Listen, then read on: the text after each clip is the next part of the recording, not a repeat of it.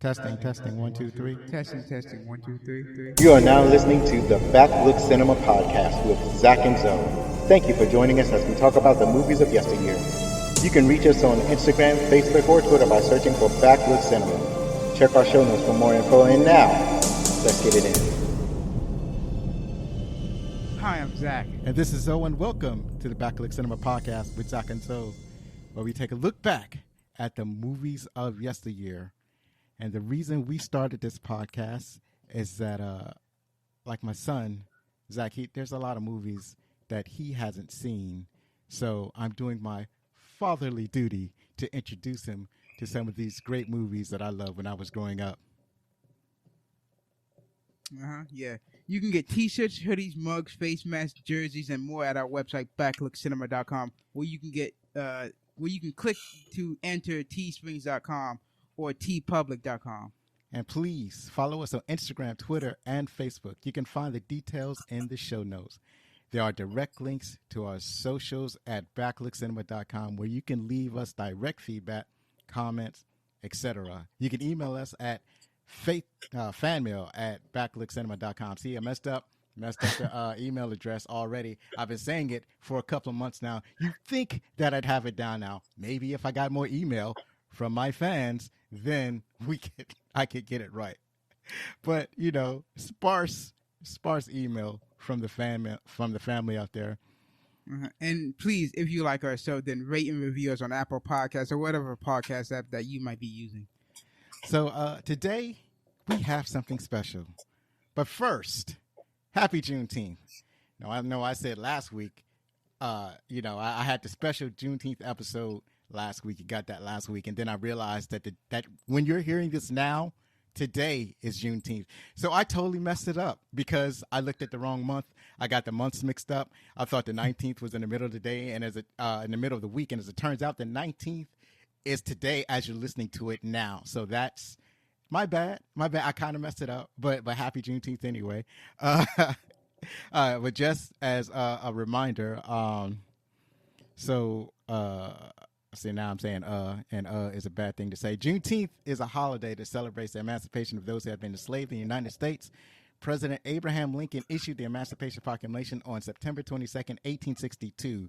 But the news didn't reach Texas until June 19th, 1865, with the announcement of General Order No. 3 by Union Army General Gordon Granger, proclaiming freedom from slavery in Texas. So I just wanted to get that out there all over again, because today is the day. Today is June 19th. Well, we're not going to watch a movie that is compatible with the holiday. But, next year is coming around the corner, and we're going to do it. So this episode is special because we have a special guest. We actually have a guest on the show. It's not something we normally do, but we're doing it today. Today's guest is a talented and enthusiastic interviewer. He's interviewed a variety of guests, such as the illuminated Muppet performers Steve Whitmire and Bill Barata, the creator of Roger Rabbit, Gary K. Wolf, notable musician D.C. Glenn, half of the 90s hip-hop duo Tag Team, famed self-help author Carmen Davenport, Emmy Award-winning puppet creator from films like Star Trek 2, and, well, he did do Star Wars, but specifically I have here Star Trek 2 and E.T., Kirk Thatcher, and many more guests. He is the host of his very own radio show, Shout Radio, at www.shoutradio.org.uk. Ladies and gentlemen, please welcome the host of the Toby Gribben Show, the much esteemed Toby Gribben. All right, Hi. Let's clap for the man. Let's clap. Oh, thank you. Yeah. Did I really interview all those people? Oh my God, you interviewed so many people. It was hard to narrow it down. Yeah. You've been a busy man. Yeah, you've done a lot of digging, I can tell. Right. It was a lot of clicking, a lot of I didn't copy and paste. I had to type it out. And so that a lot of typing. So there's a lot of that going on. Absolutely. So let me ask you a couple of questions. Okay. So where are you from? The basic questions. Where are we all from? Where are you from, Tony? Well, I'm in the UK, specifically Scotland, and I live about halfway between Glasgow and Edinburgh. And I was born in Stirling and live not too far from there. So that's kind of where I am. And unusually, it's very sunny today, but usually where I live, it's raining all the time. Wow. So is it raining now? No, it's actually probably the hottest day of the year. It's really sunny, and when you go outside, it feels like you're on holiday somewhere really nice. You know, it's funny because we just came off a rainy couple of days. Was it raining down here, Zachary? Yeah, it was raining yesterday and the day before, and it was a pain. Yeah, it was. I do a lot of driving, so it made driving precarious to say the least. So, you said you're from Edinburgh? Yeah, kind of near Edinburgh, yeah. And where'd you say you were from originally? Stirling was where I was born. I never lived there, but Oh, okay, you know. Okay. Wow, that's great. So, is it far from where you were born? No, it's probably about half an hour's drive, really. Oh, that's not bad. That's not bad. Yeah. And just kind of small places. Zachary was born in Hawaii. Ooh. And we're way far away from where he was born. Yeah. It's like it's a 6-hour time difference from where he was born to where we're living at now. So how long? I'm sorry. Go ahead. Yeah, because they're like 10 hours behind here, so even for you, it's going to be a long time. Yeah, absolutely. So how long have you been doing radio? Oh, well, for about 9 years now. I've been doing the show on this particular station for only a year and doing the interviews since only really September, but it feels like I've been doing it for a while. I think in this last year, my show has become something completely different than it ever was before, and it's became a lot better. I don't know if I've just had a lot more time because of COVID or whatever, but the show is now at a stage where I can feel proud of it, whereas the previous 8 years, I'm not too sure. Wow. So it kind of took you 8 years to kind of catch up to how you're feeling now. Yes, for sure. Wow, that is amazing to be in this business for 8 years. Is this something that you always wanted to do?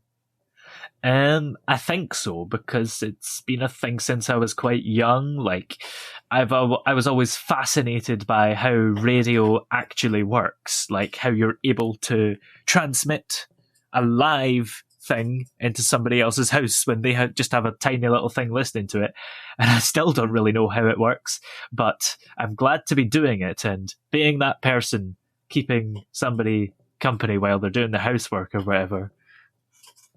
Yeah, that is amazing. I never really considered radio like a real thing. It just seemed like a magic box with voices coming out of it, never actually knowing or seeing the people who generate those voices.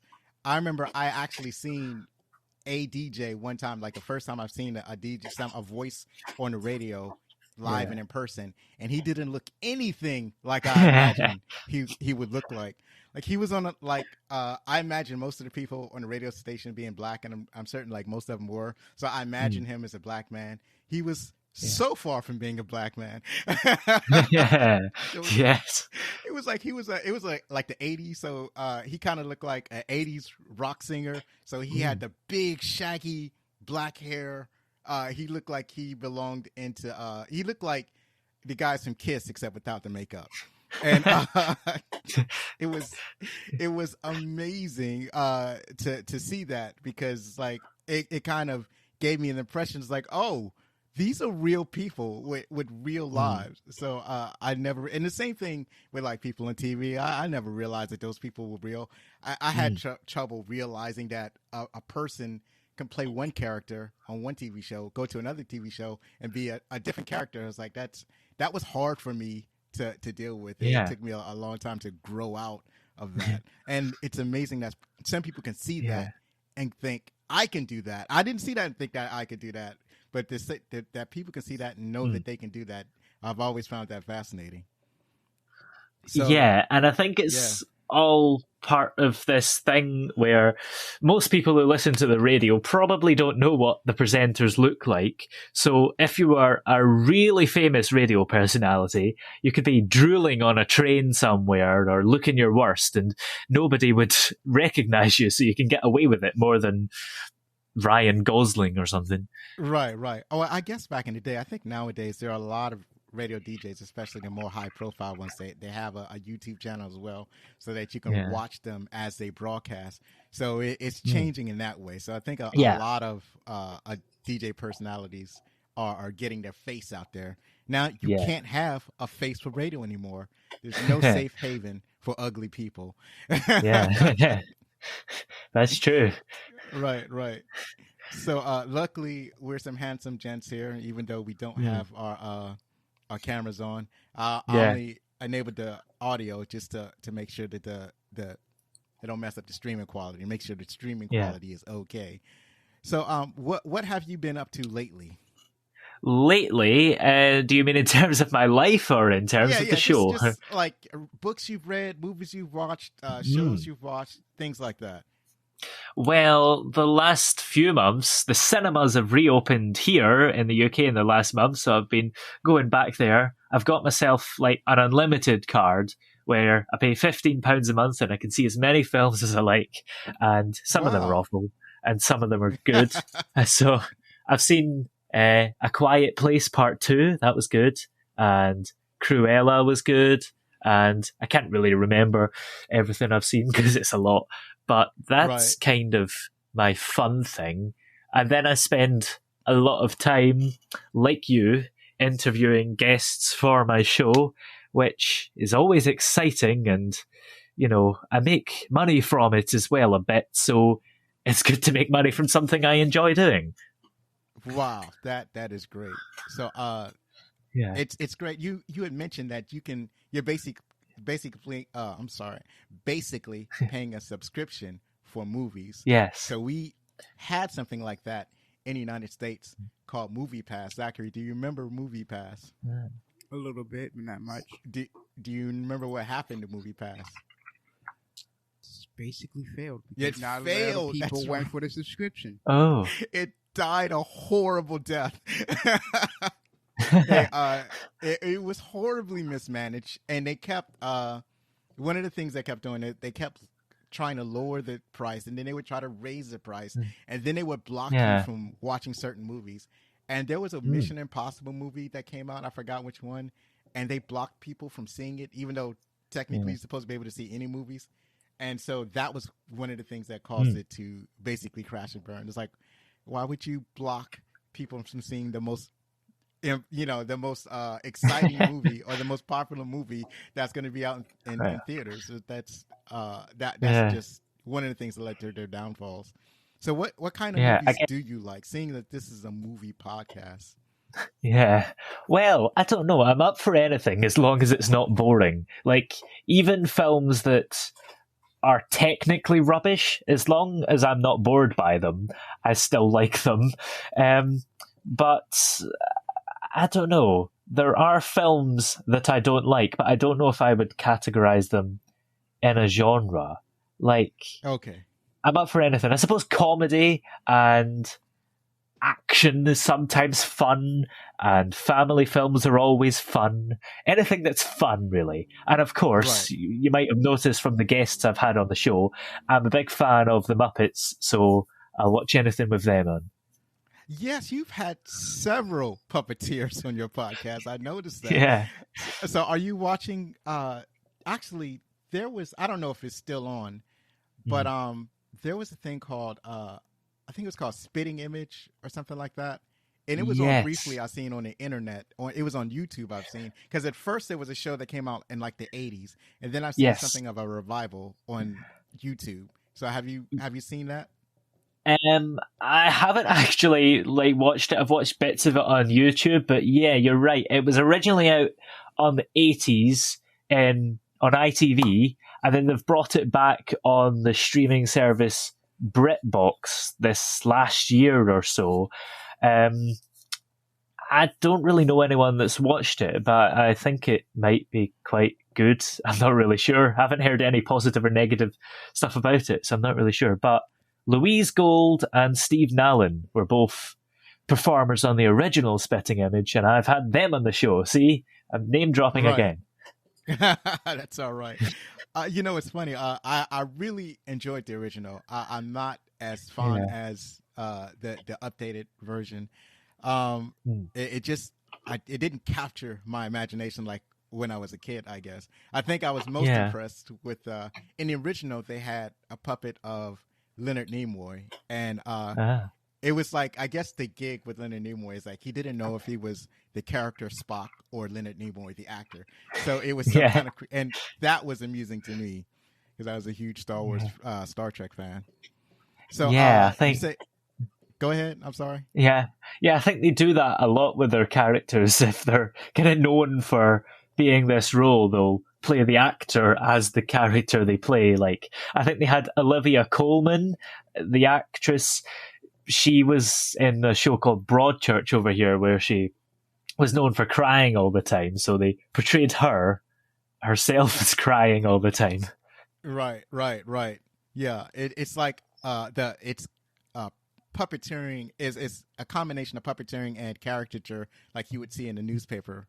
So puppeteering caricature. Yeah, for sure. And that's they do a really good job of doing that. Like one of the recent ones they did with Donald Trump on the YouTube, and it was gross and fascinating at the same time how they exaggerated him.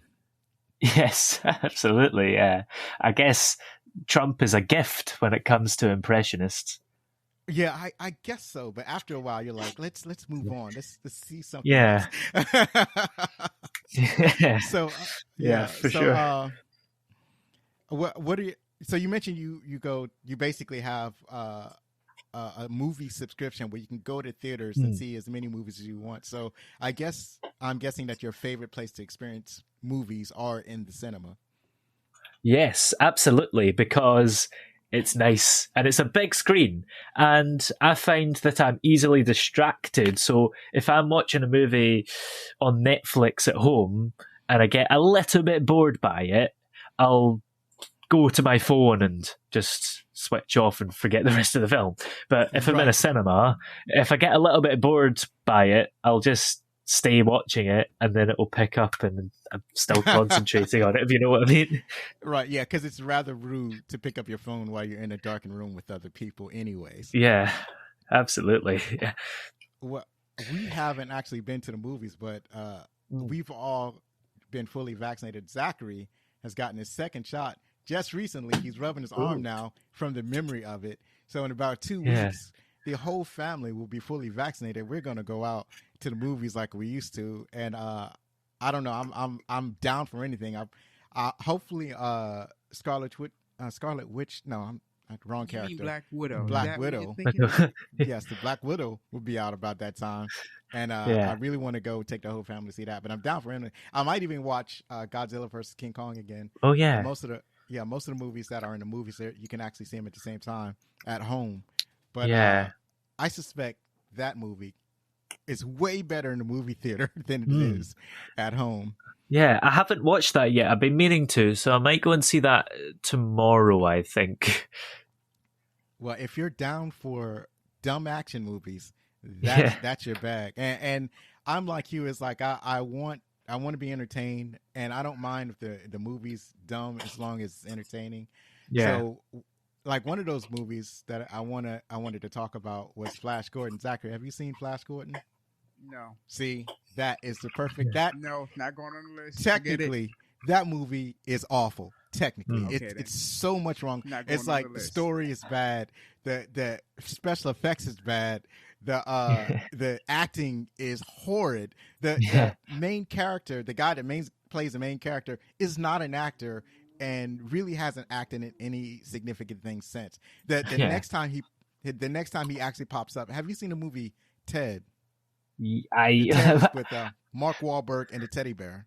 Yeah, I think I watched it. I haven't seen it. But I think we started it when I was like a kid once. We put it on, and my mum was like, "Right, the swearing in this, we're turning it off." And then I've never watched it again. Right. So in that movie, that actor makes an appearance because Mark Wahlberg's character is fascinated with Flash Gordon and that actor as Flash Gordon. But anyway, technically the movie is terrible, but I love that movie. That movie is outstanding.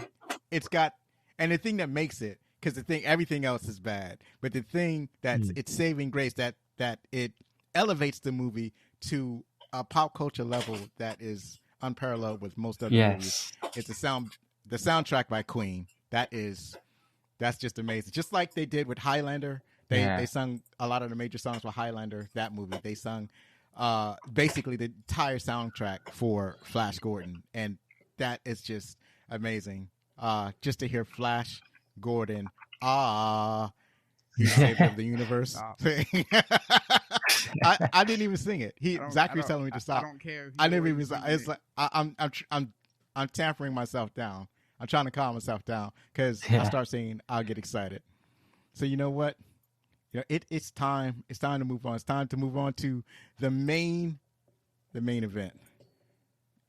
So let me find my place here. My place in the universe.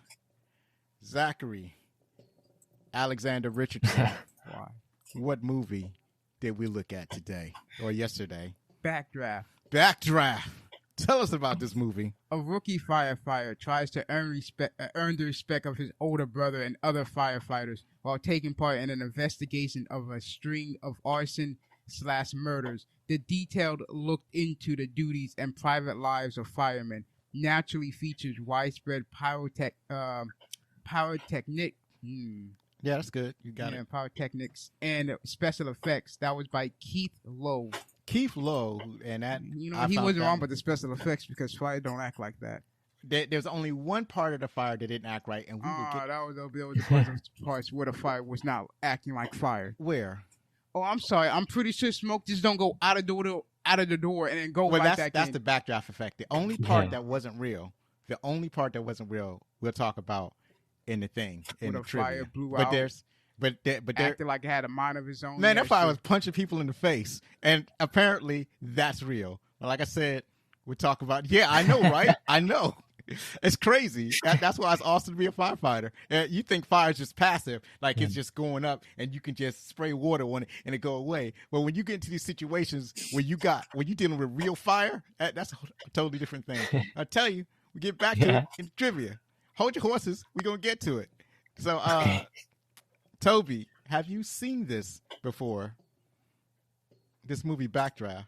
I hadn't seen it before. I have never seen it before, but I watched it the other night in preparation for today. Right. So this is, from your perspective, this is an old movie. Would you call yourself a millennial? I think I'm technically Gen Z. Technically. Oh, my goodness. Well, Zachary is like right on the border of Z and millennial. So his sister likes to call him a baby millennial. So we're going to kind of stick with that label. You're basically, you and Zachary are basically the same ages. So you're basically seeing it from the same perspective, which is awesome. I got two basically millennial / Gen Z people on the podcast, and they're going to be able to give their perspective on this very old film, Backdraft. It's funny calling it an old film. For me, it feels fresh and new, but for you guys, it's old. So this movie was released on May 24th, 1991 by Imagine Films and Trilogy Entertainment. It grossed over $77 million in the U.S. and Canada and $152 million worldwide on a $40 million budget. And it had good reviews. So, but not so great at the box office. Like, generally speaking, you want your movie to make twice as much as the reported budget. So it didn't quite reach there. I mean, domestically anyway. So it didn't quite reach there, but it did pretty good overseas. So, but still, this is a great movie. Who's in this movie, Zachary? Kurt Russell. He was Stephen McCaffrey. He was in Big Trouble in Little China, Escape from New York, Soldier, Tango and Crash, Guardians of the Galaxy Volume 2. Right. So, Kurt Russell, we don't even need to say anything more about this man, right? Right? He's been in everything. He's when you see his face, it's like, oh yeah, that's Kurt Russell. He's also in a lot of the Fast and the Furious movies and some of the later ones. He joined about the same time as The Rock. You give me that squinty eye like you don't remember. Of course I don't. He was the guy that the Fast and Furious crew had hooked up with, that the government guy. He basically took them from being the street level to, he was like, okay, now we want you working for the government. Right. Okay, you have to watch it again. You don't remember. No, But I'm not watching those films again. Toby, have you seen any of these movies? Not the Fast and Furious one, no. No, well, the movies that I mentioned, or Zachary talked about, that Kurt Russell is in. Not really, no. Well, I've seen Guardians of the Galaxy Volume 2, I think, but I can't remember anything about it. Right. Well, in that movie, Quinn is is basically on a quest to find out who his father is, and he finds out that his father is Kurt Russell, and Kurt Russell plays a planet. So, and then it is that confrontation between father and son at the end of the movie, and that's basically it's a movie about their relationship. So you find out that your father is an entire planet. You're going to have issues and complications. Big Trouble in Little China is also one of those dumb movies that we talked about. So just like Flash Gordon was a kind of a dumb movie, so is Big Trouble in Little China. But just like Flash Gordon, I love this movie. I love it. It has everything wrong with it, but I actually can't get enough of it. So also in this movie is William Baldwin. He played Brian McCaffrey. He was also in Flatliners, Sliver, Hawaii Five-0, MacGyver, and The Purge. And Hawaii Five-0 and MacGyver, the new versions, not the original versions. And one more thing about Kurt Russell. I'm sure we all noticed that he also played his own father in the movie. He played the father that died in the fire. Well, I don't know why he's not credited as such. I guess he's playing an uncredited role as his own father in the movie. And William Baldwin, he's had a great film and TV career, but he's mostly in television now. So he had a lot more TV credits than I put down here. So he's basically a TV star. Who's next, Zachary? Robert De Niro. He was playing Donald Rimgo. He was in Raging Bull, Cape Fear, Ronin, Analyze This, and Meet the Parents. Robert De Niro's another one of those venerable actors. I can't really say enough about Robert De Niro. He's had a great, he has a great film career. He has the Tribeca Film Festival. I don't know. It's like when you look, one of my favorite films that he was in is Cape Fear, but that film is so creepy that I only saw it once, and I don't think I want to watch it again.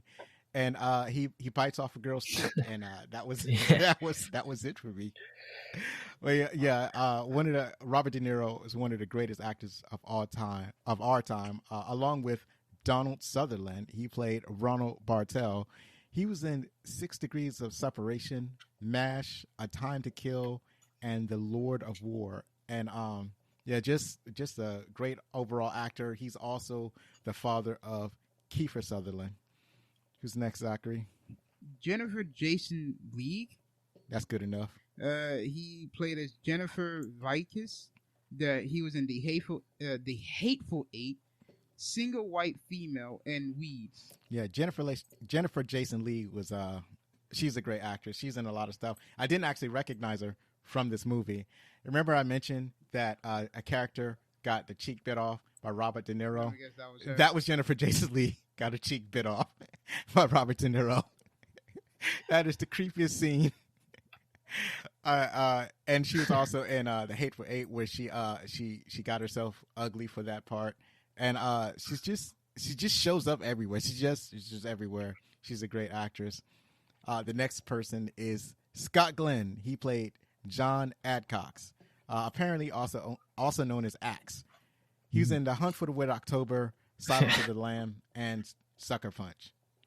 So me and Zachary watched Silence of the Lamb. Do you remember who he was in Silence of the Lamb? No. Yeah, just that was quick. No, he was the captain of the other submarine that was looking for the October. You know, you said Silence of the Lamb, right? And not The Hunt for the Red October. Oh, that's what That's I why meant. I meant said The Hunt no. for the Red October. See, Uh-huh. I'm so excited. I got all my movies. He was in this A Hunt for the Red October as a guy and the captain of the submarine looking for the Red October. So he's one of those guys. And we hadn't watched Silence of the Lamb. Have you seen it?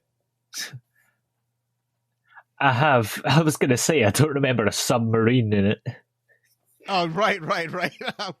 You picked up on it too, huh?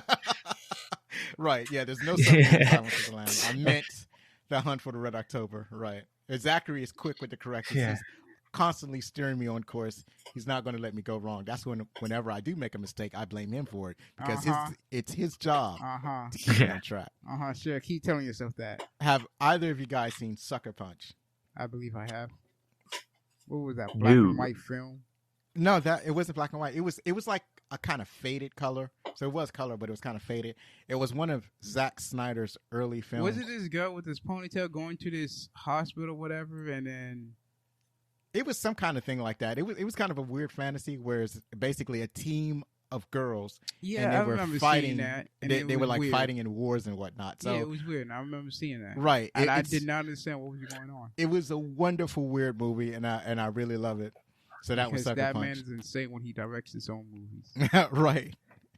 And so Zachary, you haven't seen Silence of the Lamb, right? Nope, not one bit. That's definitely going on the list. No. That's well, it's not gross. They don't. You got to watch it because a lot of the shows that you like are referencing Silence of the Lambs. That's exactly why you have to watch it. Sure. Next on the list, Zachary. Rebecca D. Mornay. She played Helen McCaffrey.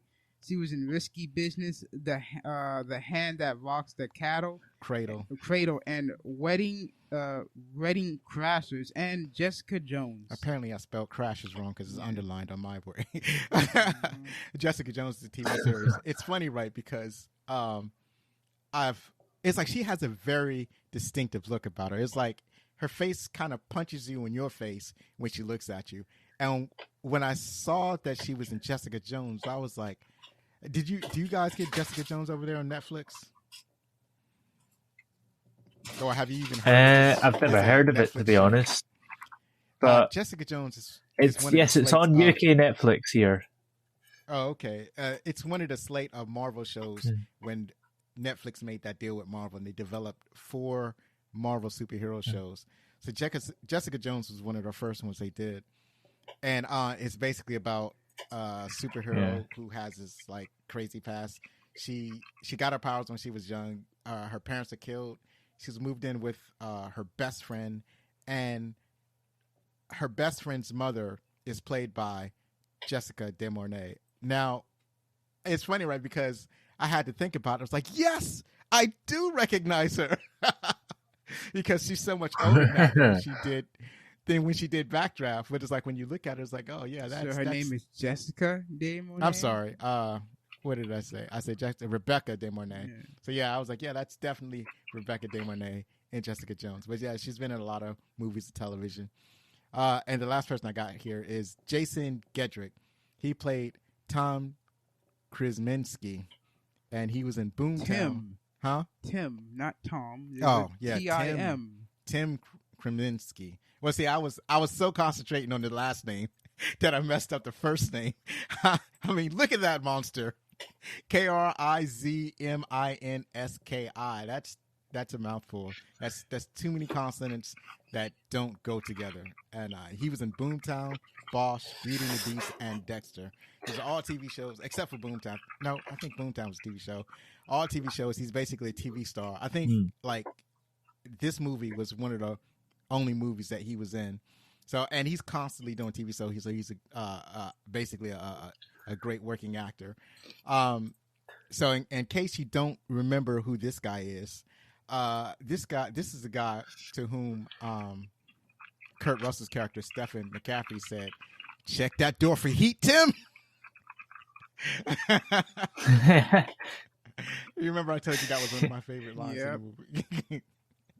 That's the most impactful part of the movie. That's when I think about this movie. That's the part that I remember most. Yeah, this was directed by Ron Howard. He did Frost/Nixon, Cinderella Man, Cinderella Man, weird, Apollo 13, and Solo: A Star Wars Story.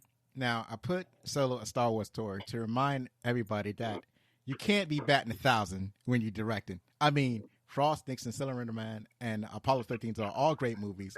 I've seen. I hadn't seen Cinderella Man, but I've seen all the other ones, and I've heard that Cinderella Man was like an absolutely fantastic movie.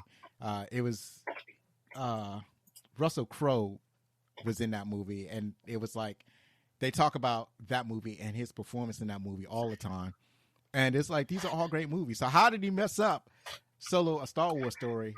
It'll be a mystery for the ages. I'm sure it has something to do with him taking over the film from somebody else. But yeah, it's just amazing. I blame the writers.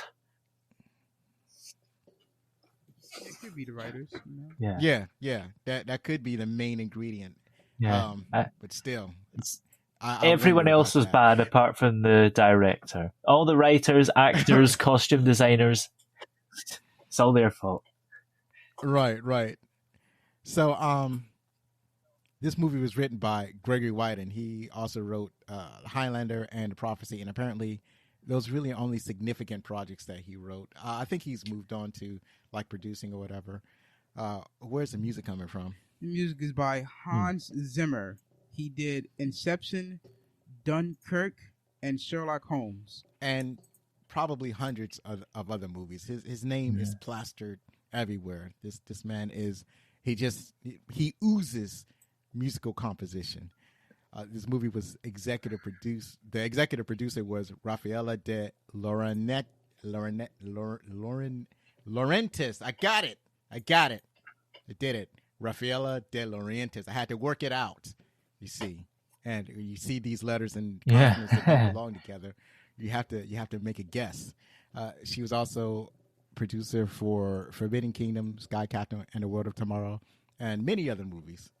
So that is the breakdown of Backdraft. Zachary, what's going on now?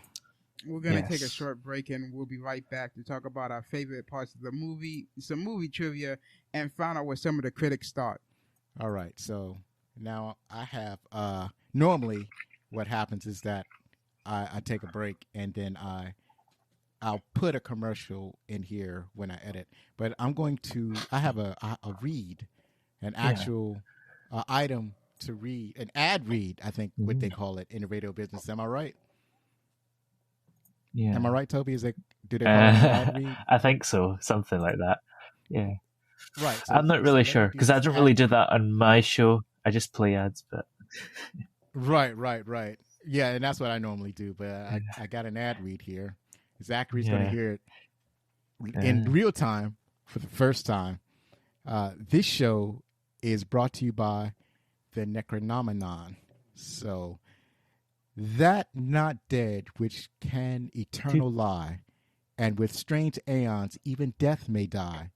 This is the most famous couplet from a poem written in a once extraordinarily rare book. Well, friends, this book is rare no longer, thanks to today's sponsor, Loopy Larry's House of Books. You see not only does Loopy Larry House of Book take care of all of your publishing needs, but they also specialize in finding rare books, mass producing them, and making them available to the general public. Now, for public consumption is the world-famous Necronomicon, a.k.a. the Book of Death. Whether you want to cause a little mischief or banish your nosy neighbor to the dark realms, unlimited copies of the Necronomicon is finally available. With this public availability of this dreadful book of evil spells cause untold chaos when it's released to the public, folks, we've been through the pandemic already, so how worse could it get? Go to Loopy Larry's House of Books website to reserve your copy today. Remember, Loopy Larry's House of Books is the only place where you can get your very own copy of the Necronomicon. All right, let's get back to the show. This is not Ash versus Evil Dead. It's not Ash versus Evil Dead. It is also not a Lovecraft story, from which the Necronomicon is from. But we've all got to acknowledge that the Necronomicon is out there, and you can get it whenever you want now. You just go to Loopy Larry's House of Books, and you can get your very own copy, and cause whatever chaos that you deem necessary. Get some help, please. Zach, why don't you tell us? Well, let's start with our guest, Toby. What were your favorite parts about this movie? Ooh, I don't know. I liked the bit where he thought he was rescuing a body, and it turned out to be a mannequin. Also, the part where you could clearly hear a baby crying, and then the firefighter brought out a toddler. What was that about? That was like the in a movie, in like an action movie, in every action movie, they always give you that scene that shows the capabilities of the main character. So it's basically encapsulate his character, and it shows you what the character's capable of. It shows you the situations that he is capable of handling. So you have there's a woman on the street saying her baby is still in the apartment. So apparently she wasn't able to get her baby.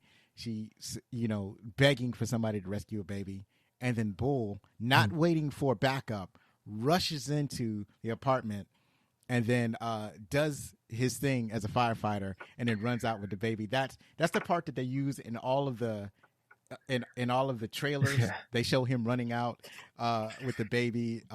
If you see a lot of the posters, it's him running out with the baby. That is I would say the quintessential image of a fireman is rescuing an innocent from an angry fire. So I think that's what that's about. Yeah. But then she said baby, but ahead. I think the child didn't seem to be a baby. Seemed to be about 4. There are certain segments of the population that will refer to anybody younger than 5 years old as a baby. Even young adults, like they're called their 12 years old a baby. If you're significantly older, man, especially I think it's more like something in the United States where we'll do that.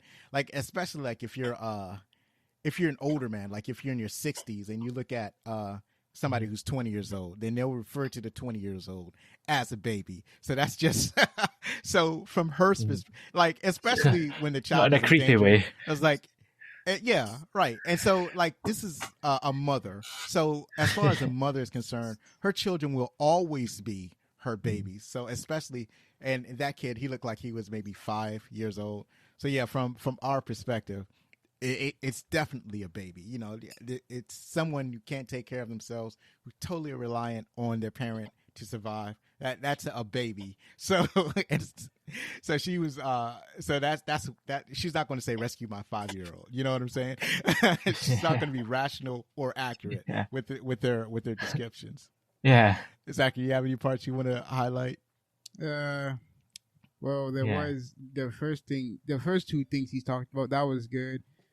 I was trying to remember what else happened. The fight that happened at the ball, that was also a good one. Time out. What do you say about my brother? Right. And I'm like, oh, you insulted his brother. That's not good. That's on you. You deserve to get punched. Right. And here's the thing. I want to talk about the dynamic between the brothers. So the younger brother, Brian, he is resentful of his older brother. His older brother is always telling him what to do. Yeah. He's always he feels that his older brother is bullying him and not allowing him to grow or flourish. But the older brother absolutely loves his brother. And that is one of the most impactful things I found about the film. He loves his brother. He doesn't want his brother to be a fireman because he doesn't want to see his brother die. Not necessarily. I mean, some of it is that he doesn't think his brother's good enough, and he really believes that the fire would have got him. But he absolutely loves his brother, and that's why when somebody called his brother stupid, he lost his mind. He said, "What you say about my brother?" So I thoroughly enjoyed that. Toby, what are the parts that you Yeah. fascinate that you fancied about the movie? Well, what I found a bit annoying was all these photographers always coming round at the worst possible moment to take a picture of the victim, or like when your dad's just died and you're like however old he was, like 6 or something, and you're in tears, the last thing you need is some photographer getting loads of shots of you. Right. And it's like they try to. I've read or I've seen that they have different laws in the UK about being able to take photographs. Yeah. But in the United States, not only is it permissible to just take photographs of people without their permission, but then you own their photographs and do with them as you will, and then the subject of the photograph can't do anything about it. They can't even use or reprint pictures of their own images because it's owned by somebody else. Well, You know, there's a funny thing about that scene. It reminded me of this show that used to air. It's called Kid Nation. Okay. And it was like this first episode where it was this kid, he was crying, and the camera crew just basically go up to him and record him crying. They're not even trying to comfort him. They're just recording him crying. Right. That's just, what in the world, insane. It also, see, what you just said, it reminded me of a Sam Kinison joke. Do any of you guys know a comedian named Sam Kinison? No. So Zachary says no. Toby? All right. So he was an American foul-mouthed comedian. He's not like the original ones, but he was definitely one of the ones that was most shocking. So, but there was one joke that he told that is one of my favorite jokes, is that he said that, you know how there are starving people in these poor nations, like the poor nations in Africa. I think at the time Ethiopia was suffering from a food crisis, so there was a lot of starvation in Ethiopia. So they would send camera crews to Ethiopia, and then you see these starving babies and their flies lying around their faces, and they're just there taking pictures. And he said, "You think the director can give these guys a sandwich, right?" It's like, don't feed them yet. Don't feed them yet. You know. Yeah. So I know I totally messed up that joke, but the gist of the joke is they're there to take pictures. You would think they can lend a hand as well. So Zachary, what part do you got? Let's see. I want to say like when Brian and that girl he used to date is on top of the fire truck, and they hear the bells off, so they have to quickly get dressed after about to have sex. And it's like, okay, we have to hurry get dressed. When they get to the building, a fireman is pulling down the hose, right? And he's like, "Why is there a bra in here?" He looks up, and they're like, "Oh, hey!" I'm like, "What are you doing up there?" Right. I don't think they were about to have sex. I think they were having sex. I think they were getting it in. Possibly. They were already in the process, and then the alarm goes off, and it was weird how they edited it where they interspiced them having to have sex with Steven and his crew Steven at the crew. fire, I'm like, trying to figure out weird. the fire. So one of my favorite parts that I mentioned to Zachary was, and I kept talking to him about this, but even before we watched the movie, is Robert De Niro berating a fireman in his office. And he was like, "Oh, so you wanted to be a hero? Go ahead, you can tell me you wanted to be a hero, and you didn't listen to your fire chief. You didn't listen to me. You just did what you wanted to do, that's what you wanted. And you thought that the fire was gone and everything was clear, right? And so, what did you do? You broke a glass for ventilation, did you? So, did you realize that before or after you realized you were standing in a lake of gasoline, huh?" Did you do that before or after you realized that you're staying in a lake of gasoline? You could have blown out your entire building and killed your whole unit. Now you just go home and you think about that. What I found fascinating about that, he was so angry, but all he could do was tell him to go home. But that was I love that scene. Zachary, what you got? When he told Tim to check the door. That was a real good one. Yeah. What does he say? He's like, "Tim, check the door."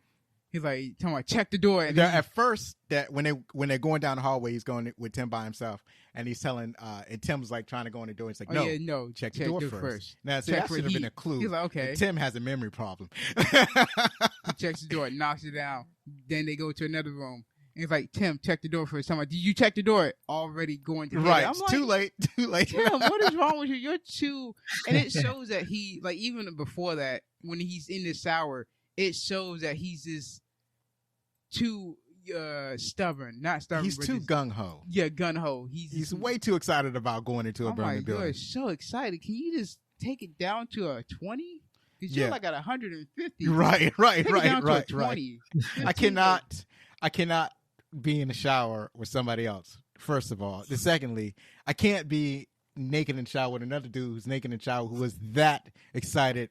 For me, that would be disturbing. It's like, dude, take it down a notch. I'm just here to take a shower.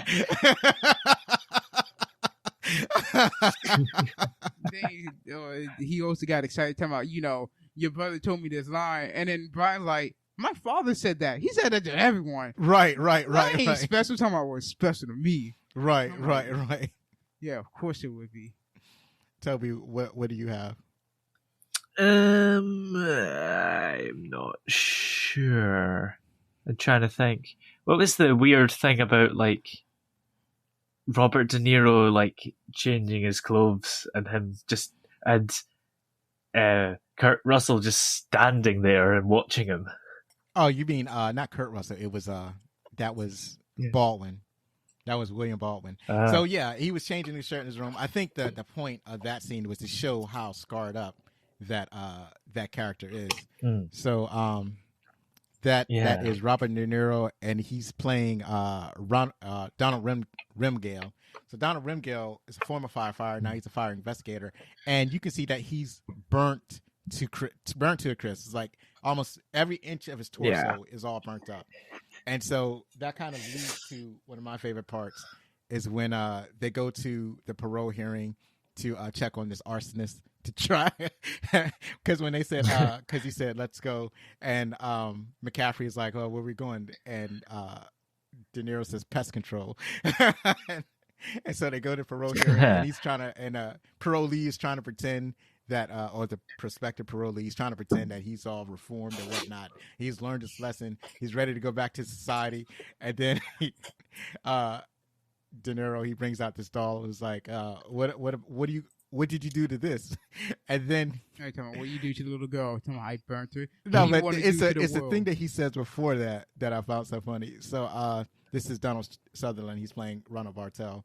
So Ronald is going, well, Shadow, that's not fair. Because you notice everybody called him Shadow, which is kind of funny. Yeah. He's like, hey, Shadow, that's not fair. Like, come on, answer the question. What do you want to do? He's like, I burnt it.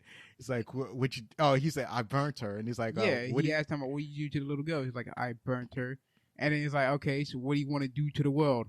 You want to burn it all? Yes. Like, I want to burn. He didn't even say, do you want to burn it all? It's like, what do you want to do to the whole world, Ronald? I want to burn it all. I want to burn it all. And he saw the gleam in his eye, and he was so, he was getting way too excited about burning stuff. Back on probation. He ain't leaving this place. And it's like, when he speaks, you get a way more incredible insight of a fire. It's like, he doesn't think of a fire as a chemical reaction. He thinks of it as a living thing. He calls it a beast or an animal. He says when he set fire to the warehouse, he lost control of his animal, and it got me on the hair, and it got my hand. It's like, or later on when he's talking to Brian McCaffrey, he's like, they're interviewing him, Brian McCaffrey is trying to get Ronald to tell him who could have helped him solve the mystery of who's creating these backdrafts. So that's kind of something that we skipped over. So in the movie Backdraft, there are these fires, but some of these fires are arson. This arson is set in a particular way that is designed to just kill a particular person but not like cause destruction to the whole neighborhood. So the fire is specifically designed to kill that person and then put itself out. So and it kind of didn't work when Tim got killed, because there was a second door. The backdraft was set up in two rooms. So the first room, the door was opened up, killed the victim that it was intended to, but then a backdraft effect remained. So when Tim came to the second door, the backdraft basically reignited and killed Tim, but it's designed to blow itself out. And so from this, Ronald deduced that the fire is set by a person who doesn't like fires and has access to special chemicals. Yeah. So he's like, well, who does not like the beast and doesn't want to let it live, and also has access to these chemicals? And then that sets Brian on the path to find out which firefighter is setting these fires. Another, like, here's a good thing. What's his name? Donald. You get a backstory on why he has those scars when he first goes to the place. I forgot where it was. You talking about Donald or Ronald? Which Donald, one? The arsonist Donald, the dude with the white hair. The guy that's not Donald. That's the guy who's trying to solve out what's causing the fires. The dude is. Oh yeah, the guy's trying to solve it. Is Donald. Okay. And again, you get the scars back because when he goes there, he was like, the guy that sets the fire, he was like, yeah, my hair was on fire, but then he came in and saved me. But then that's how he got all those scars? Right. Oh, Jesus. But here's what happened. He went in and saved them, but he didn't notice those giant containers of white phosphorus. So if you guys don't know about white phosphorus, it burns very brightly. It's extremely dangerous substance when it's ignited. So he didn't know these barrels of white phosphorus. So the white phosphorus ignited and basically got Donald full on, and it lit him up so bright that it left his shadow on the wall, and that's why everybody calls him Shadow. Yeah. And that was impactful. I was like, oh my God. That something like that could happen. And I think you see this in like Hiroshima or Nagasaki, where the nuclear bombs were dropped. You see the shadows of people on walls or something. I think I've seen photographs about that. Yeah. But it's like it's extremely impactful. So is there anything else? Anything on any other impactful moment that anybody want to shout out? A good impactful moment is when Brian is like, okay, I have a hint on who might be setting these arsons because I know what the chemical is. My brother has a boat. I seen some contain. Let me look at. Oh my God, it's my brother. Right. Yeah. Like, oh, and hey his brother man, was acting, how's it going? And his brother was actually kind of cagey too. Yeah, he was, and I'm like, yeah, this looks suspicious for you to be cagey. And then it makes it worse because his brother's like, why was you looking at these containers? I was like, that makes it even worse suspicious. Right. So then Brian goes all the way to the firehouse, goes to his brother's locker, opens up. He's like, I don't see anything that leads to it. And then that's when you see Axe, and he's looking all suspicious. You see he has a burnt, I think 86 on his left shoulder, on the back of his left shoulder blade. I'm like, that's even more suspicious. Why does he have that burnt mark? The reason that he got that burnt mark is because in the earlier scene, they had actually caught the arsonist while he was trying to set up the backdraft, and then in the process, he got hit in the back with a hot poker or something, and so I think it was a live wire, so he got burnt on his back. Yeah, that's right. So that's right. So that's where that scar. Right. He remembered that fight, and he remembered the arsonist got away, and then when Axe comes out, he has the same scar. So that was like, oh my God, that's him. God, it's like Axe knows. And Axe knows he knows. And so that's why Axe is there. And Axe is looking at him like, don't you tell anyone, boy. And here's the thing. I think Glenn, what's his name? Scott Glenn. I'm getting the name mixed up. Scott Glenn. Because he has two first names. So it's kind of weird. Scott, shout out to what great physical condition he's in. That dude must have been 50 when he made that film. But he's in great physical condition. Shout out to whatever cardio or whatever he was doing. Because he looked fantastic. So... Yeah. And then, Brian, that's when Steve comes. It's like, hey, what are you doing here? He's like, where do you get those containers from? I was like, oh, Axe gave it to me. I don't know why, but he just gave it to me. Right. He's like, well, I gotta go. There's a fire. I was like, but wait, I think I know who caused it. Ours is too late, already gone. So then he's like, I have to catch up to him. Goes in the fire, gets dressed, catch up to the second fire truck. Almost was gonna make it to where the first one was at, but then it flipped over. So he was like, "Okay, screw it, I'm just gonna run there." Right. Gets there, climbs on top of the building, and he hears the two of them arguing. Right. And then that's when Steven find out that he was the one setting all the arsons going off in the previous cases. Right. And he was like, I understand what you're doing, but I don't agree with that. Right. I understand that they was doing, shutting down all the other firehouses, and that was just really messed up, especially when at one time we needed backup, but didn't have it. Right, and that's why firemen were dying, because the remaining firehouses didn't have backup. So and basically the refrain was killing firemen for money, because he would shut down firehouses, he would turn the firehouses into public parks or whatever, and community centers, and he would give the contracts to create these community centers to his friends. And so that's total corruption that happens in most countries, right? Sounds familiar. Right. Sounds familiar. Yeah. So they found the corruption, and now they're at a point where they need to solve the corruption. And but see, here's the thing. He doesn't want to turn in his friend. It's like, and fired somebody who's known, basically a guy who raised them when their father passed away, and this is the guy he has to turn in. It's a hard thing to do. It's a hard thing. And then it gets to the scene where it's like they're inside the building, it's on fire. You have Steven and Axe on one side, and Brian on the other side. Steven and Axe are hanging on the walkway, the catwalk. Right.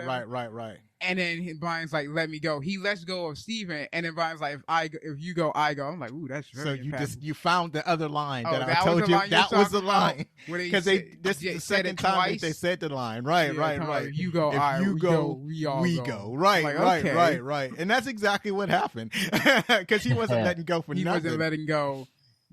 Steven loses his grip. They both fall. Axe falls into the fire, dies. Steven falls onto the catwalk, but he is greatly injured. Right. And it's like, oh man. So Brian goes to help his brother. Another group comes in to help out, and he's like, they can't get to us because they just been backhanded by the fire apparently. Right. And the hose that they need is just in the air, wiggling around. Right. It just the hose is like an angry dragon, just spewing water undirected every which way. So Brian goes ahead, grabs a fire hydrant, which is kind of where the hose. The hydrant is the thing that the water comes out of. No. He grabs a hose. No, the thing before that, extinguisher. That's what I was thinking of. Right, he grabs the extinguisher. He throws it out. Right, and it causes a big explosion, so he can dash towards the hose. And that was brilliant. Right, like, okay, that's good. That's a video game move right there. Sprays a hose. Tell the other to go get his brother. They get him. They get out. Get in the ambulance. But here's the part when this is the part that I love. It's like I loved it so much that gnats kept getting to my eye and they wouldn't go away. So he's fighting the fire, trying to make a way so they can get his brother out. And he said, "You look down there. That's my brother. God damn it!" Like, can you focus on living for a second? He was so proud of his brother at that moment. That was awesome. And then got him in the ambulance. He's like, "All right, don't you die on me. Come on, just live. Come on. We've been through worse than this. Come on, just live. Don't die on me now. You're basically the only family I got, the only blood family I got." Right. Even though you do have an ex-wife and a child, but still, you're my only blood relative. I don't need you to pass on. But he did. He passed away in an ambulance, and then at the end of the movie, they arrest the corrupt politician. They close the fire because they had the evidence. You know what's funny is that so the ex-girlfriend, she worked for the politician. She gets the documents from the politician, and then she gives it to Brian. And then you don't see her again. She basically skips down. I'm like, okay. That's a massive sacrifice because she can't stay there because she done committed a crime. So she had to get out. So yeah, that was amazing. So that was Backdraft. Also, Brian stays with the fire force. One of the guys become captain. The other guys become lieutenant. It's like, okay, right. So Toby, what did you think of this movie? You hadn't seen it before. You're technically Gen Z. What did you think of this old movie, Backdraft? I liked it. It's a lot better than average, I think. And it's good because it's quite fun and also quite scary at times as well. And in general, a good time. Although some of the CGI was noticeable, but other than that, it's great. Oh, actually, there was no CGI in this What? movie. All of the fire was real. Back in the 1990s, there was very little, like the fire effect CGI was not there yet. So they did have some like dinosaurs. They had like Jurassic Park. I think that was in 1993 or whatever. And the dinosaurs look awesome and real. But and as far as making humans or making fire, it wasn't there yet. So almost all of that was practical effect.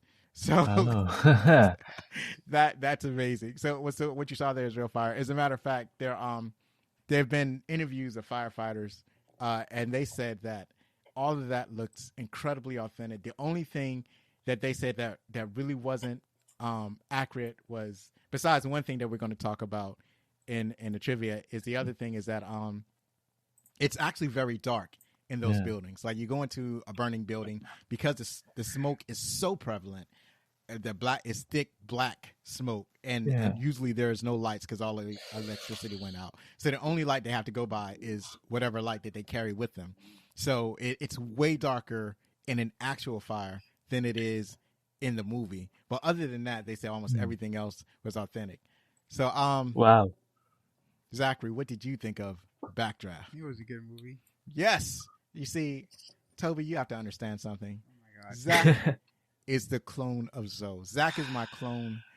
I don't even know if he was born or if I just took a piece of my skin, I put it in a test tube, and I grew him in a vat. That is so much how he is like me. What so is wrong with you? I know that he's going to like movies that I like. I knew that he was going to like this movie because I liked it when I was growing up.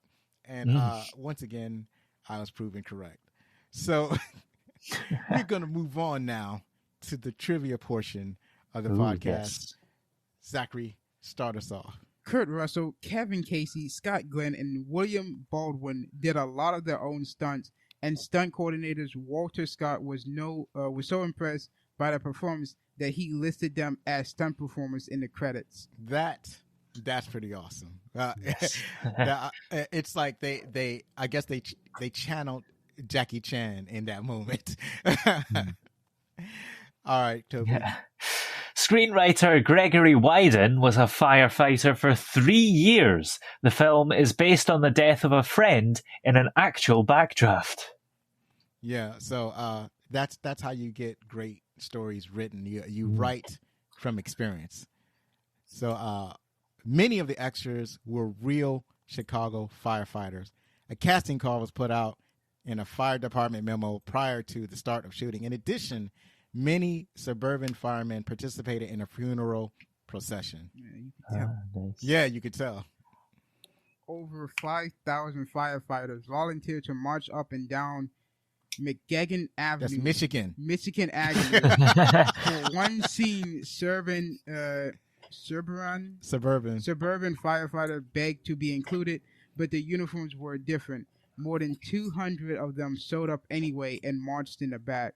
Yeah, that's that hard, wow. That hard-headedness. It's like, we're going to be in the back. You don't even got to see us. We just want to fill her. I don't know why they had a bag. It's cheese. Right. Go ahead, Toby. To draw audiences into the intensity of a real fire, a cameraman was outfitted in a fireproof suit and wandered through the flames with a handheld camera. Did they disguise it as a hose or something, maybe? Or was he not seen? No, he was the camera. So you're looking from his perspective, so you don't see him. But it's just that it's so hardcore to just walk through the fire. Yeah. I guess they were like, hey, you know what? Get him in the fire chute. You get in there. Right. Get in there. right. Am I getting paid extra for this? I don't know. If you get in there, maybe. Okay, then. Right. So that is so hardcore. It's like the set is burning. Go into a burning set, take some pictures, and I think these are for the scenes where you just see the fire and you don't. There's nobody else in there. They just showing you the fire burning the building or whatever. And so that is definitely hardcore. Yeah. William Baldwin and Kurt Russell went to a firefighter boot camp to learn the ropes. They even slept at a Chicago firehouse for about a month. Wow. See, people talk about how easy actors have it. Yeah. that's not even really method acting. That's just basically learning like how people live. Like method acting is like when you're that person all of the time. It's like you put on the role and you don't take it off, and you don't act like anybody. You just act like that character for the entire time. What's his name? What's that comedian name? That was on The Living Color. That's too far back. You don't know that one. He was in Liar Liar. I'm getting closer. He was in. he was in. What's that movie? He was a Sonic the Hedgehog. You saw that movie? Oh, Sonic the Hedgehog. Remember, he was a dude with the mustache. Schwartz or something. Jim Carrey. Jim Carrey. You don't know who Jim Carrey is? What's wrong with you? I couldn't. His name escaped me. He's one of my favorite actors and comedians. His name escaped me. So anyway, Jim Carrey famously did this when he played Andy Kaufman. So Andy Kaufman was a weirdo comedian, and he did experimental comedy. And like he would do things like he would go to like he would go on stage and sing Mighty Mouse. He would lip sync Mighty Mouse to a record. He was like early karaoke, and that would be his comedy routine or whatever. So he did this thing where he's famous for having a wrestling rivalry with Jerry the King Lawler. So they would wrestle. Not Jim Carrey.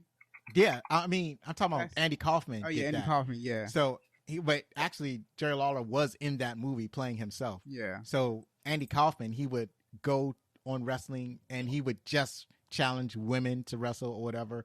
And then Jerry Lawler, he was a baby face at the time. He would be incensed, and he hated that he would only challenge women. So the rivalry actually carried outside of wrestling, and they were on, I think, the David Letterman show. And on the show, they were both on the show, and so on the show, Andy Kaufman said something insulting, and Jerry Lawler's like slapped him like live in front of a studio audience. And people thought that was real because at the time everybody thought wrestling was real. He probably said the word that wrestlers don't want to hear you say. Oh, fake? No, that wasn't it. Okay. That wasn't it. It was something else because that was part of his character. He probably said something like, Jerry Lawler can't wrestle. I can't remember what the context was. I think it's on YouTube somewhere. So go check it out on YouTube. Just look up Jerry Lawler and Andy Kaufman. But he said something insulting. Jerry Lawler slapped him in the face, and it was live in front of TV. This is when everybody thought wrestling was real because this is like, I think in the 70s. So it's like, it was no question that wrestling was a real thing. Nobody ever questioned wrestling. So and I forgot how it ultimately culminated, but I just remember that was the type of character that Jim Carrey was playing, and so he was acting like that all of the time. So that's and so if you imagine if you're acting like that all of the time, you're going to annoy all of your fellow cast members because most cast members are not method actors. There's also another incident, and I think what they did in this movie is something like what happened in Battlestar Galactica. So I don't know if you're familiar with the show, Toby, but it's like in 2004, there was a revival of this classic sci-fi series called Battlestar Galactica.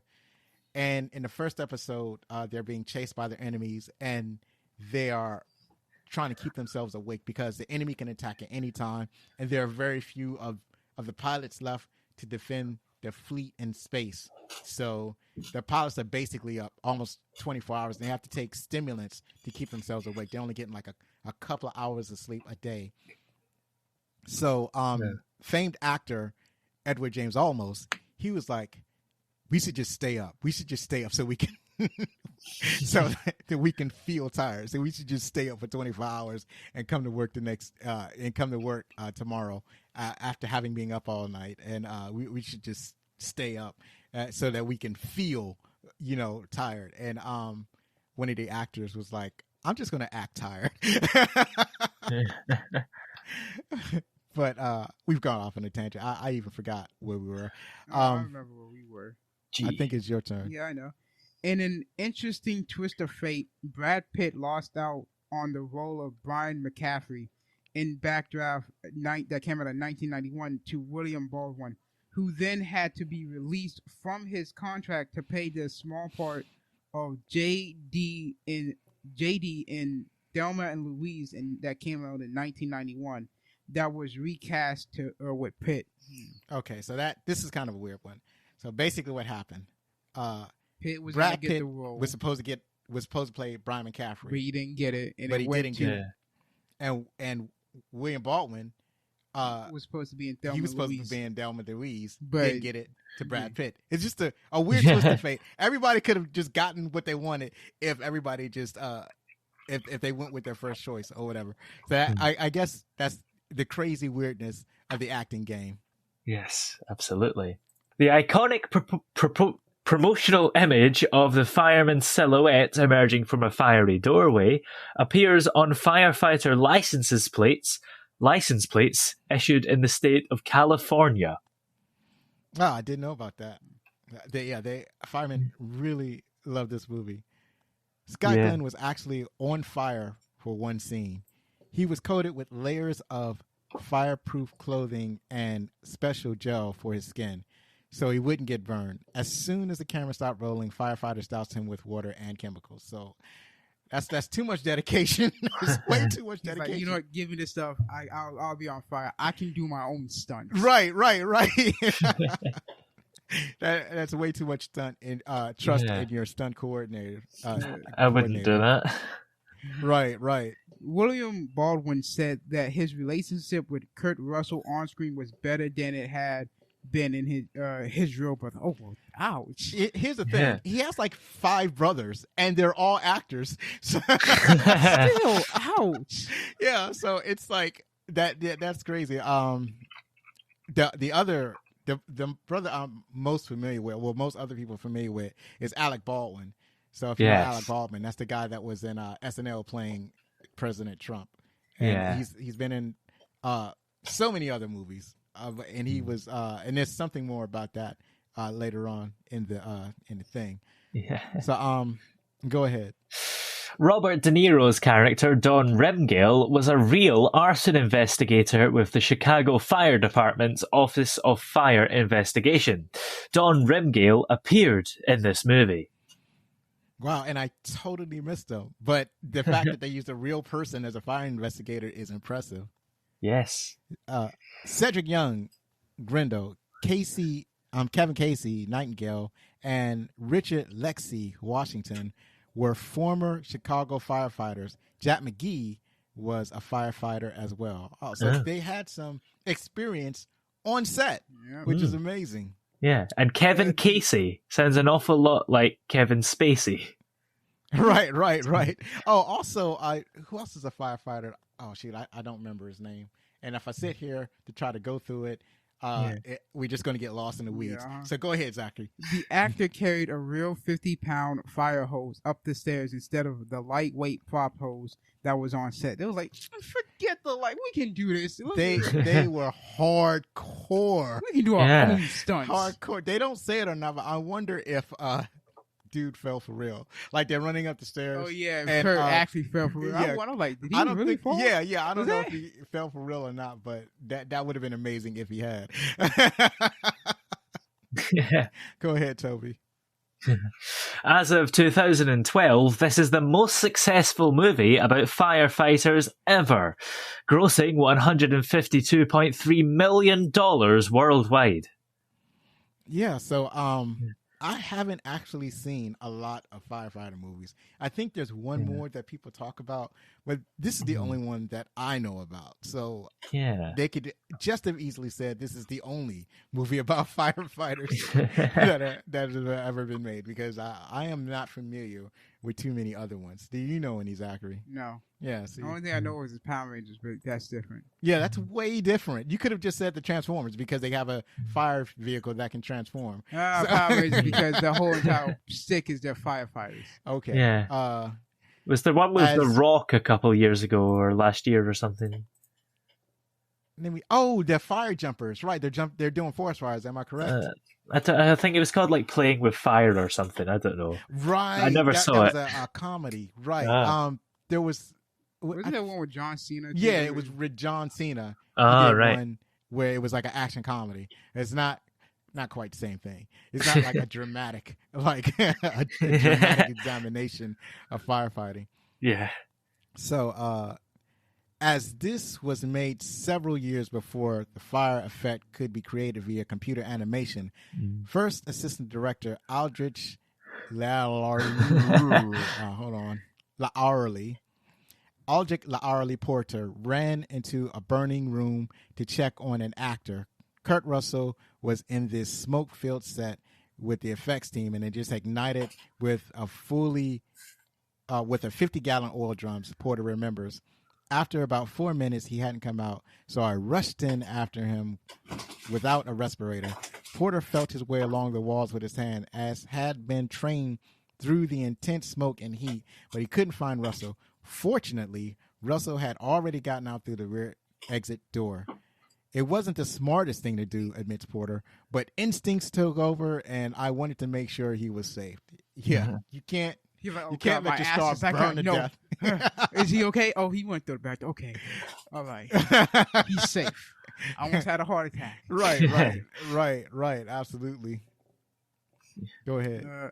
Ron Howard described Kurt Russell's appearance as aggressive but entertaining and totally honest. That's true. It's Kurt Russell's approach. His approach.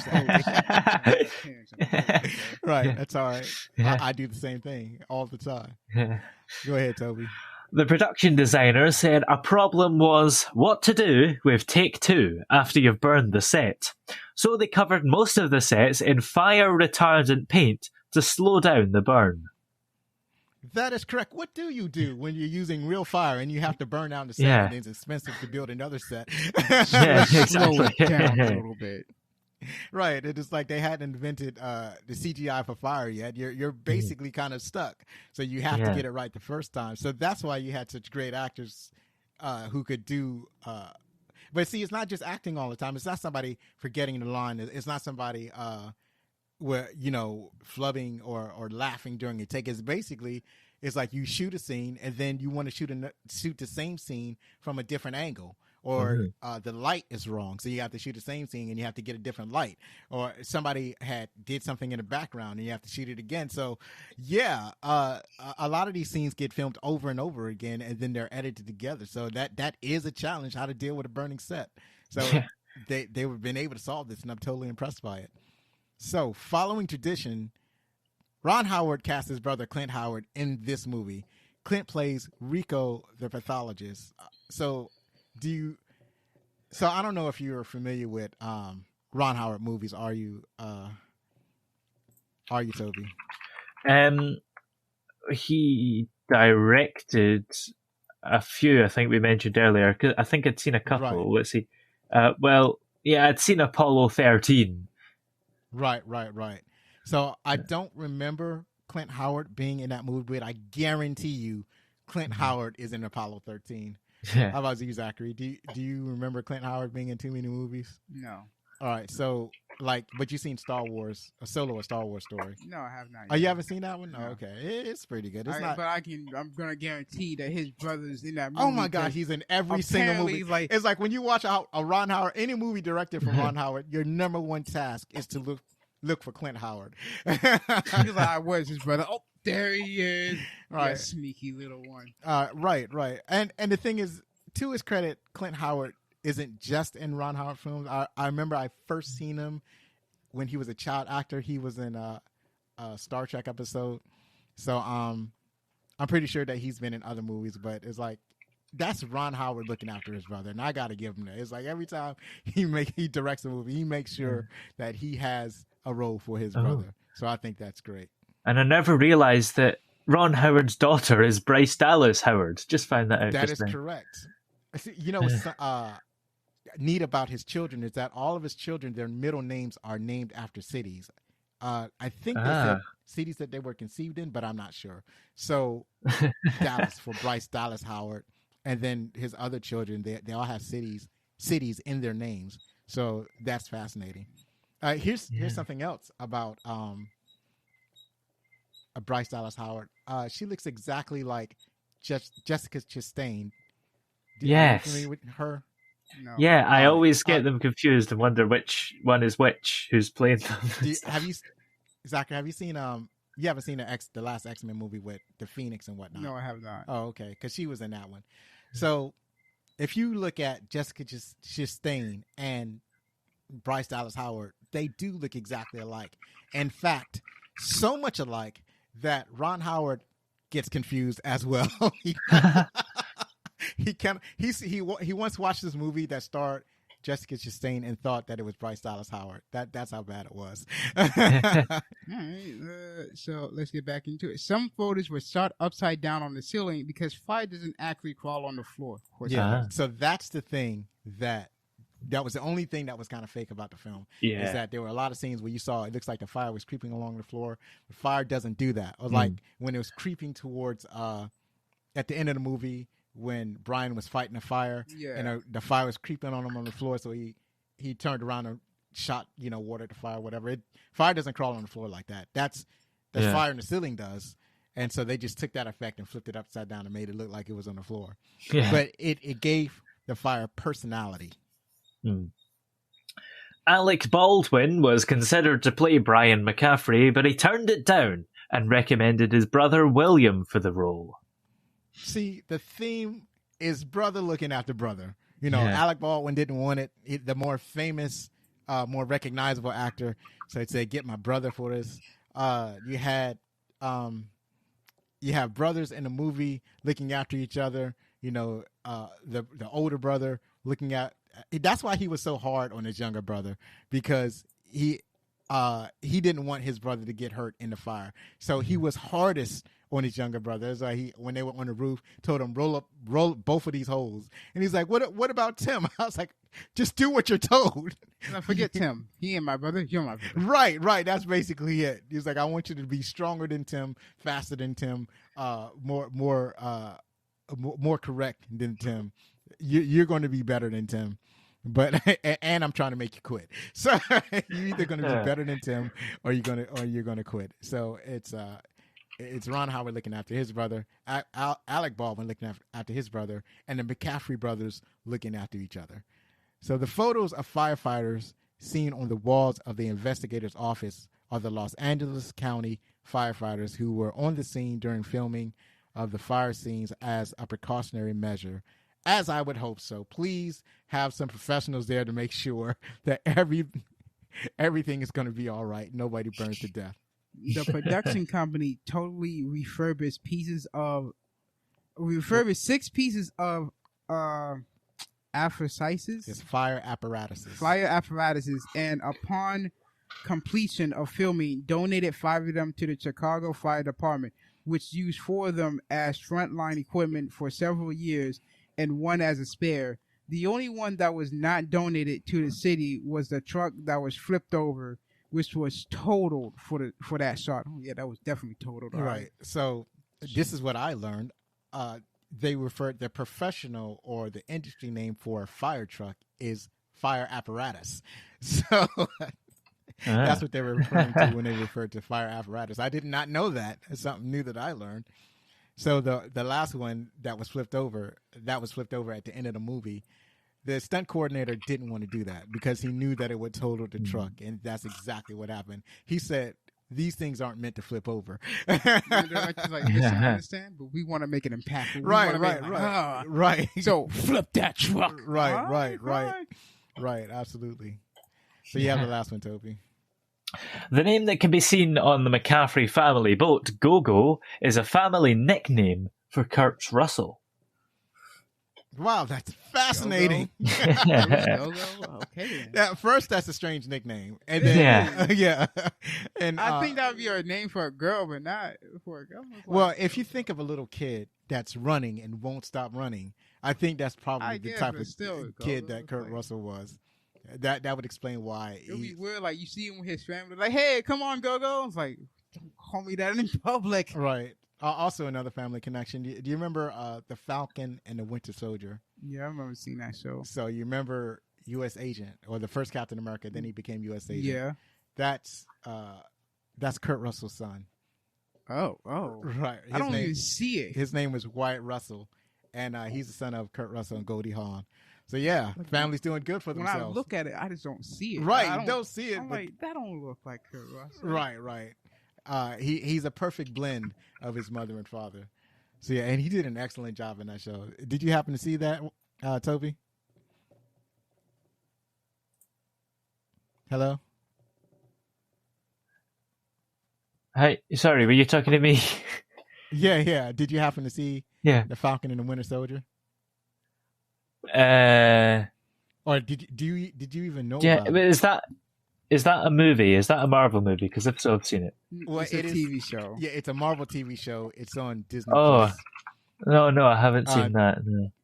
Right. So Disney Plus is they're having a series of TV shows that are based on like the mainline characters Yeah. that we've seen in the movies. So the first one they did was WandaVision, and that was with Wanda Maximoff and her boyfriend, the Vision, or maybe it's more like her husband. It's kind of hard to say at this point. and and the next one that they did was The Falcon and the Winter Soldier, and it's about Sam Wilson, the Falcon, and basically him becoming the next Captain America. And in that show, it features one of the features is Wyatt Russell, and at first they make his character Captain America, and then things transpired, and he's not anymore. So we were just talking about how Wyatt Russell was great in that show, and now there's another show, Loki, that just premiered last week on Wednesday. Yeah. And that stars Tom Hiddleston as Loki, basically continuing where he left off. I don't know if you've seen Endgame. Yes. Avengers Endgame. Yeah. So in Avengers Endgame, they go through time. One of the things they have to collect is the Cosmic Cube. And in the confusion, Loki, while he was captured, grabs the Cosmic Cube and vanishes out of existence, right? Yeah. So in this show, it picks up where he left off. So he's basically a variant of the original Loki. The original Loki is still dead, but he's a variation of that Loki. And he gets picked up by what's called the Time Variant Authority. And this is just this overarching cosmic organization that basically maintains the flow of time. It's like they make sure that there aren't other timelines. And so when somebody does something out of the timeline, they come into to straighten out the timeline. So Loki is one of those variations.